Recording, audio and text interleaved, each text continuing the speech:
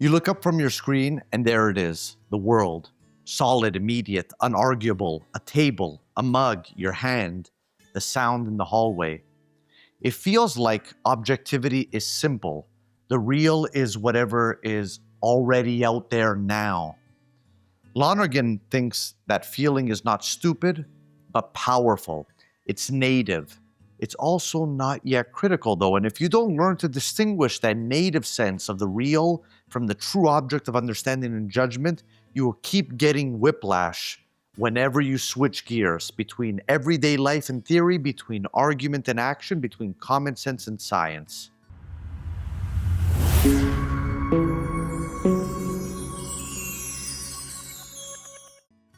So today we're going to do something that seems abstract, but is actually deeply practical.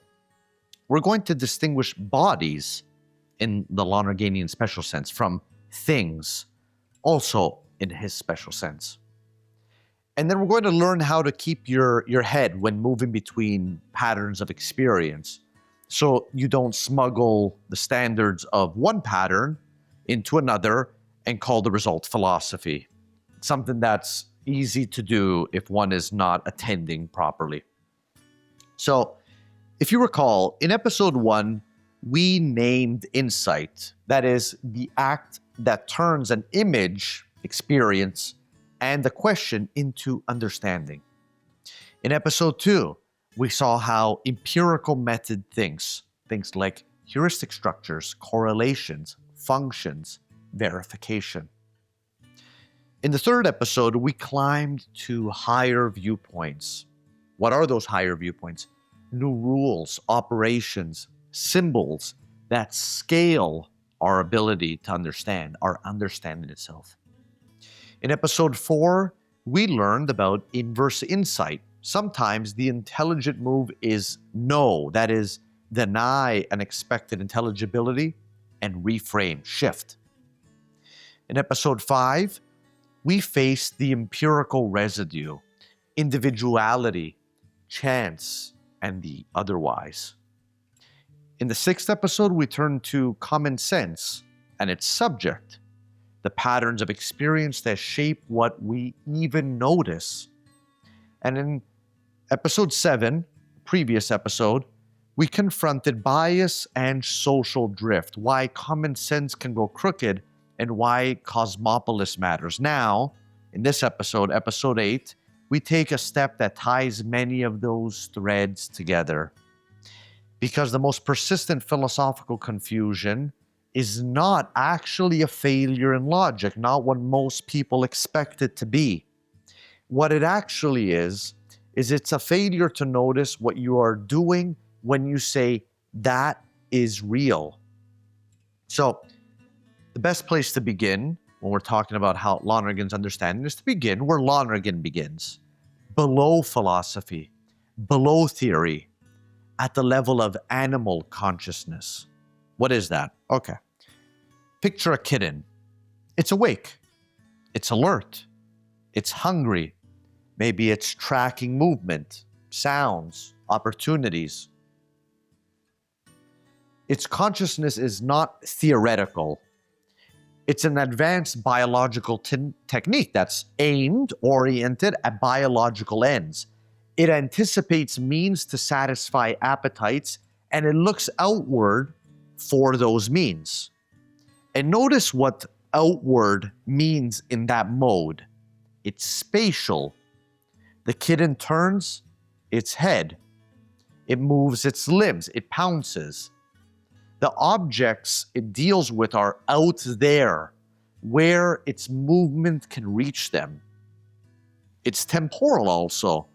There is a now that differs from memory and from the imagined next step, the stalking, the pounce, the bite.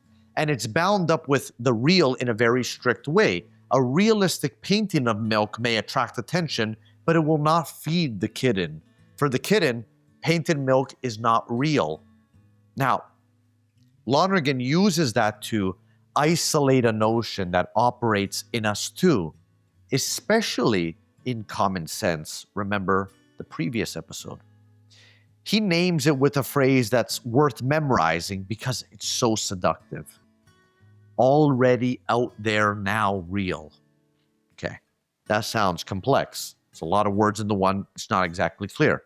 Already, that is, the environment is found, not made. It confronts your prior to your question. Okay? It's prior to your questions. Out there. It's presented to the extroverted consciousness as spatially distinct from you. The now, it arrives in the temporal flow of sense.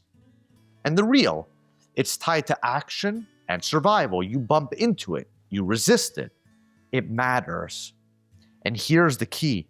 That whole package, the already out there now real, as a criterion of objectivity. If I can successfully navigate the environment, avoid the wall, drink the milk, catch the mouse, then what is already out there now real is treated simply as unquestionable. And if you stay inside that criterion and never distinguish it from the later achievements of intelligence and reasonableness, you will become what Lonergan calls, both implicitly and explicitly, the naive realist. That is, someone who thinks knowing is basically just taking a good look, taking the world as it is presented to them. But Lonergan's point is not to insult common sense. We mentioned in the previous episode its usefulness. His point is that common sense has a bias built into it because it is oriented to living and doing, not to explaining. And that bias produces a very specific philosophical mistake. What is that mistake? It makes us treat bodies, that is, instances of the already out there now real, as if they were the primary and unquestionable meaning of the word thing. So now we need Lonergan's technical definition in order to clarify our terms. In insight as magnum opus, the word thing is not used loosely.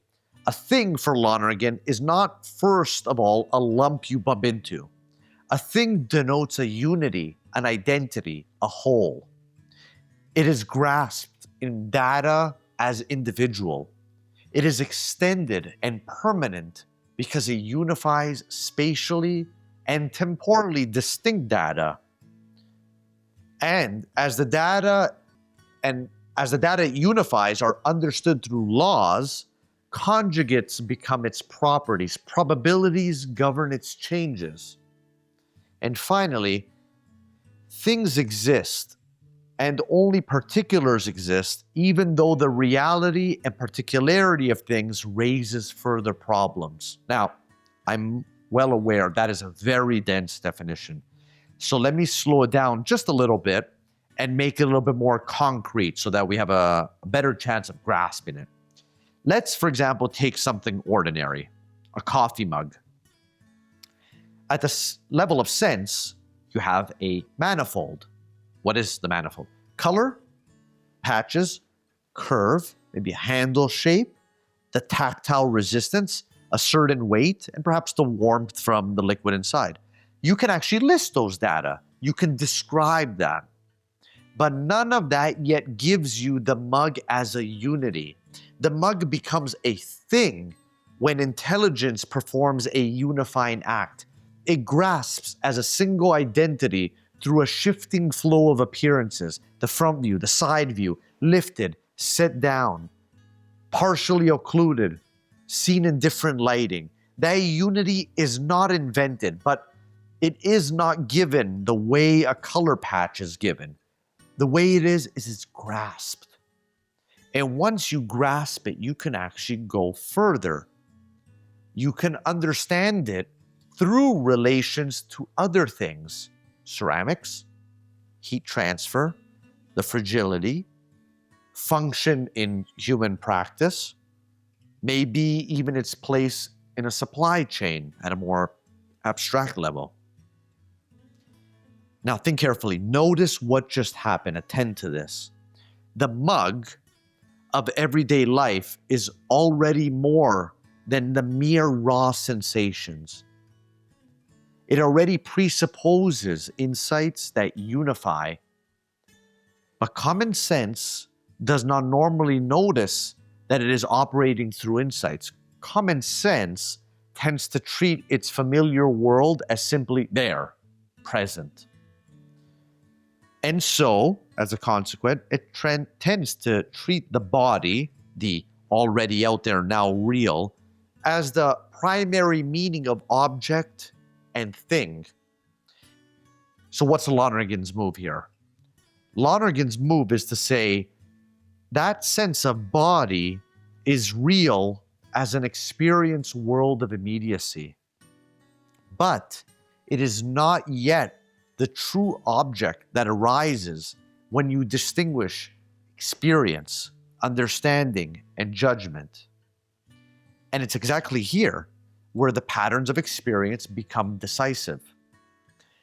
Because you cannot solve this by giving one more definition. That's just going to be insufficient. And that's not where we're getting at.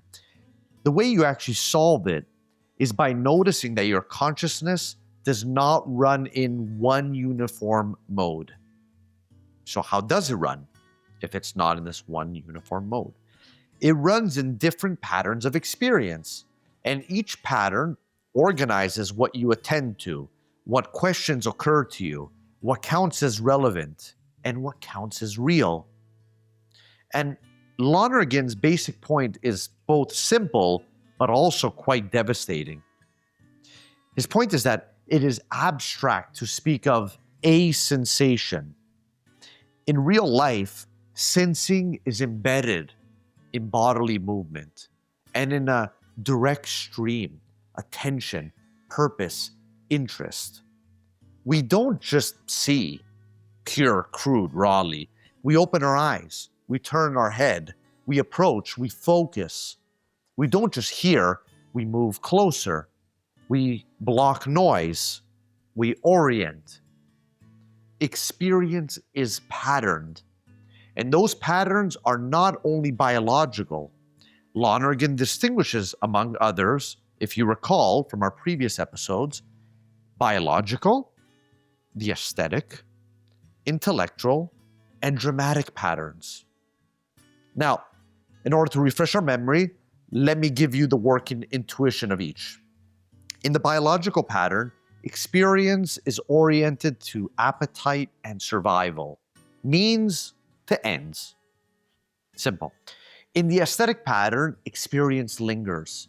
It's liberated from that immediate practical end of the biological. It attends to things like form, rhythm, color, proportion, symmetry. In the intellectual pattern, experience is actually subordinated to inquiry. You attend in order to understand. You ask why. What is that? And how does it all hang together? In the dramatic pattern, experience is organized by the roles, meanings, and tensions of human living, conversation, conflict, loyalty, shame, aspiration, the social world of persons. Now, if you want a punchline, here's the punchline for this episode. Lonergan says we can draw the distinction between things and bodies only if we are operating in the intellectual pattern, the pattern in which intelligence is actually doing its proper work. But what's the catch? We cannot live exclusively in that pattern. And as soon as we shift into practical tasks or dramatic intercourse, things as intelligible unities can begin to feel like unreal speculation, while bodies, the already out there now real, regain their native dominance. We go back into the naive realism. If you've ever felt this, you know exactly what he means. You read philosophy in the morning and you think, yeah, of course, the real object is mediated by understanding and judgment. Then you get into an argument that afternoon. Or maybe you're stressed. Or you're late for work and therefore you're rushing. And in those moments, you suddenly realize that what feels real is whatever is immediate, whatever is obvious, whatever is presented to you as it is, and whatever is emotionally compelling. Or you do serious theoretical work in your office and it makes sense. Then you go to the grocery store and the whole thing feels like air. Lonergan says, don't be surprised by that. He thinks you should actually expect that phenomenon and that feeling to actually occur. And that expectation is exactly part of what it means to become critical. Okay, so we use that term quite often, critical. What is the critical position here? It's not merely that you can state the distinction between body and thing. No, not just that. It's that you can also distinguish the patterns of your own experience and your refusal to make intellectual commitments unless you are actually operating within the intellectual pattern. How does that happen? How do you cultivate that? Well, it's a discipline.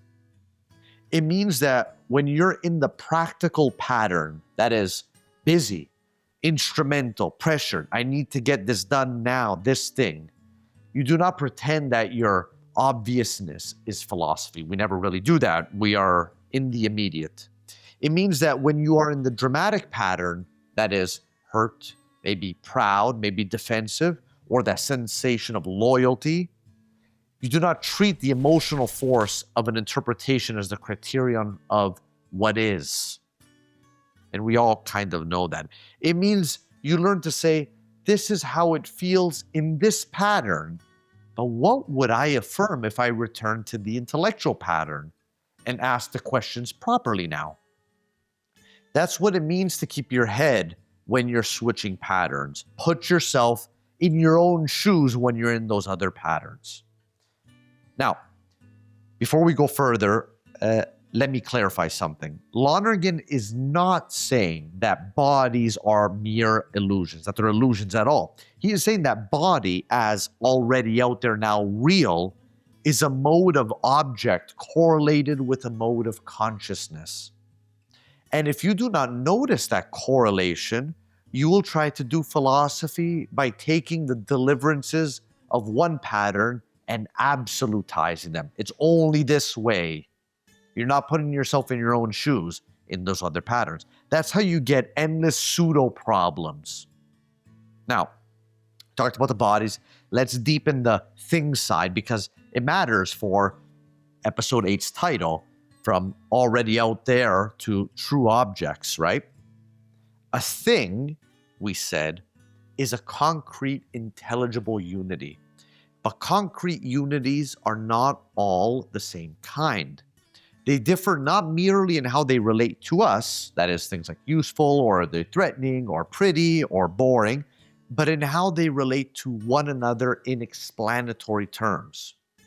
Lonergan frames this as a succession of higher viewpoints. Recall the episode on higher viewpoints, each expressed in a system of correlations and conjugates, each making systematic what would otherwise be coincidental at the previous level. So what you do is you move from subatomic to chemical, chemical to biological, biological to sensitive, sensitive to intelligent.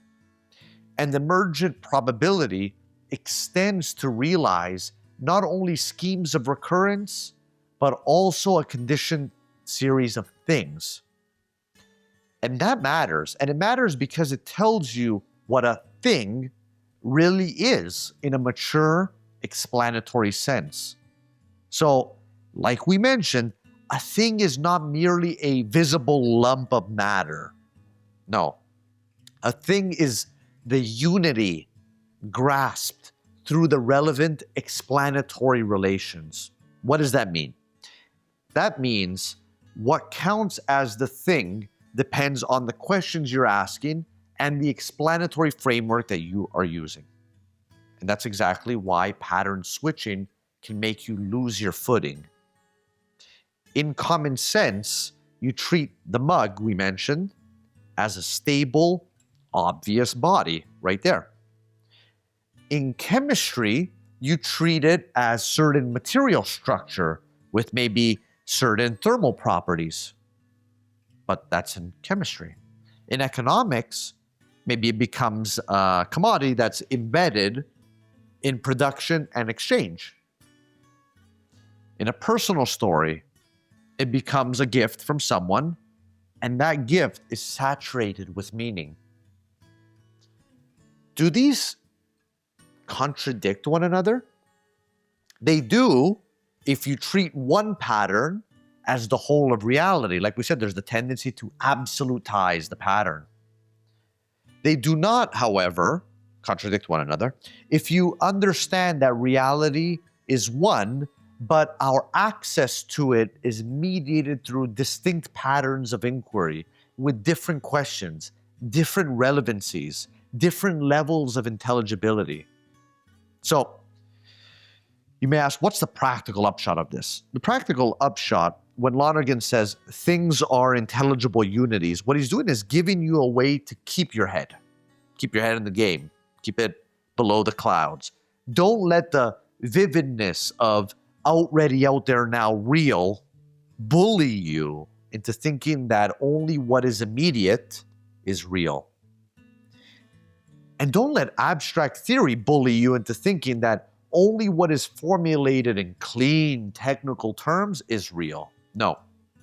Reality is the one universe of being, but it is sensed, described, understood, and affirmed through distinct operations. Remember, experience, insight, judgment, and eventually decision. The true object is not the raw given. It is the given as understood and judged. And if you want to be precise, the true object emerges when your understanding is subjected to the further question, is this so? And you make the responsible affirmation. Now, because this episode is about keeping your head, let me give you a simple discipline that you can actually use, because we did some highfalutin philosophy up until now. It may have seemed complex. I did my best to give you something a little bit more concrete. What I'll do is I'll try to give it to you as a 3-step habit. Step 1, name the pattern you're in. Am I in practical mode, trying to get something done? Am I in dramatic mode, relating to persons, status, conflict, belonging, some sort of mimetic game? Am I in aesthetic mode, enjoying, lingering, tasting? Am I in intellectual mode? Am I inquiring? Am I testing? Am I seeking explanatory unity? Just naming it reduces confusion. You know where you sit and how you're perceiving. Step 2, ask what counts as real in that pattern once you've identified it. In the practical pattern, real tends to mean what I can manipulate, what resists me, what gets me results. In the dramatic pattern, real tends to mean what this means about me, about you, maybe about us, what signals loyalty between us, or threat maybe. In the aesthetic pattern, real tends to mean what appears, what moves, what fits, what resonates. And in the intellectual pattern, real is what can be intelligibly unified, verified, and then responsibly affirmed. Yes, it is so. That's the second step. Step 3, refuse to export criteria. Don't make dramatic intensity into epistemic certainty. Don't make practical usefulness into metaphysical ultimacy. Don't absolutize practical usefulness. Don't make aesthetic vividness into pure truth. And don't make intellectual cleanliness into contempt for the concrete. The discipline is not to suppress patterns. It's to differentiate them and commit yourself responsibly in the appropriate one. If you can do that, a lot of philosophical debates become suddenly much less mysterious, because many debates are not actually about the facts. They are about people shifting patterns mid-sentence and not even noticing that they're doing so. One person is speaking from the already out there, now real, that direct immediacy. Another is speaking from intelligible unity. And are they contradicting themselves? No, what they're actually doing is they are speaking past each other while using the same words like thing, object, real, no, I know. Lonergan's move is actually to make what is actually happening visible. Now, let me try to bring this home with one more simple contrast. Take a body in the strong sense, a rock on the ground. As already out there now real, it's just there, it's in front of you, and it maybe is resisting your foot, and you know that well if you stub your toes against it. So it's resisting your foot. As a thing, though, in Lonergan's technical sense, it is a unity that is grasped through a web of intelligible relations, mass, composition, geological history, the forces that are acting upon it, probabilities governing how it fractures, so on and so forth. You don't lose the rock when you move to the intelligible unity. It's still there. You gain the rock as a true object, not merely encountered in its immediacy, but understood and affirmed within a horizon of explanatory relations. And that is not a retreat from realism. It is the only way to be fully realist without being naive. So, let's come back. What is the thesis of episode 8 here? I want to state it cleanly. The already out there now real is a powerful and native mode of object correlated with the biological and common sense patterns of experience. But the thing as intelligible unity is grasped in the intellectual pattern of experience, and it becomes a true object through the further operations of reflection and judgment. It is so. And because we live by shifting patterns, the critical achievement is not only to state the distinction, but to keep it operative, to know which pattern you are in, and to refuse to settle intellectual questions outside of the intellectual pattern. That is exactly how you keep your head. And it is also how you stop wasting time on pseudo-problems or non-problems. Because once you can differentiate body from thing and immediacy from true objectivity, authentic objectivity, you can start asking the next questions properly. And speaking of the next questions, in the next episode, we will push further into what Lonergan calls objectivity. That is, how truth and being are not added on as decorations, but arise from the very structure of questioning, understanding, and judging. So, if this episode helped you, like the video, subscribe, and turn on the notifications bell so you don't miss what comes next. And in the comments, I would like you to tell me where you feel the pattern switch most sharply, where theory feels real in the study and unreal in life, or where life feels undeniable and theory feels like air. Because the point in Lonergan's method is actually not to escape experience. It's to become intelligent and reasonable within experience. That is, without letting any single pattern tyrannize the rest.